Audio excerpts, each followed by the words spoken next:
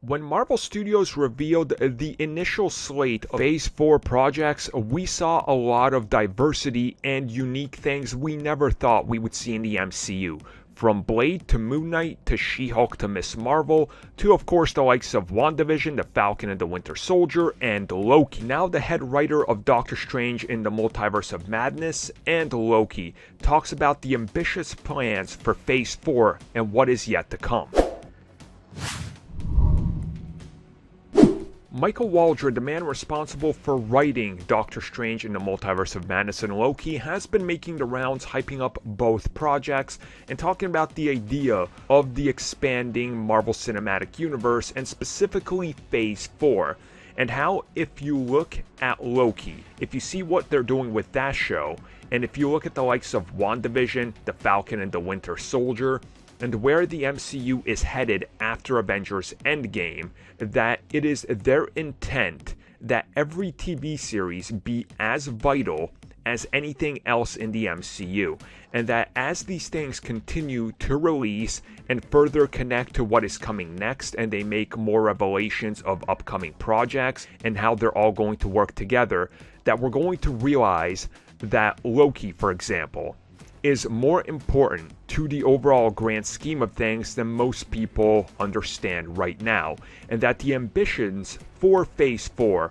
go far beyond just connecting these projects together, that at one point they will be, as Kevin Feige said, important to understanding the overall more complex story and what is coming down the road. Now, I do want to say we have to understand that they're never going to get to the point where if you miss a single project, you are screwed and can't ever catch up because maybe you don't want to watch that project. Like, they're not ever going to do that, because we know that Marvel Studios likes to approach every single project as it's somebody's first, and they can play catch up and play with the important themes of it, but never like beat you over the head with, well, you missed X series or X movie, you're now completely out of the loop. Plenty of people skip the Ant-Man films, yet Ant-Man and the Quantum Realm played a huge part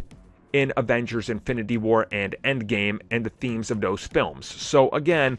you get it, right? And that's sort of the thing here. But as they say, or specifically as Waldron said, moving forward, it's their intent to make the TV shows as important as anything else. So you are going to get to that point where if you are skipping a few projects here or there, you're going to miss some stuff that might be more important and makes you understand the overall complexity a little bit more, while they still take their time to explain it in a little bit of a easier way, let's say, in the other project you're watching. So if you skip Loki and WandaVision and watch Doctor Strange 2,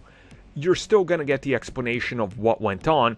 You're just not going to have the full 6 to 7 hour context that the shows provide, because, again, that's not what the film is here for. And I think once we look back at Phase 4, it will be what we consider a ambitious phase, because if you look at it, it's so diverse, as I stated before, that it's only going to get bigger and more insane. And the more insane and ambitious that they can get,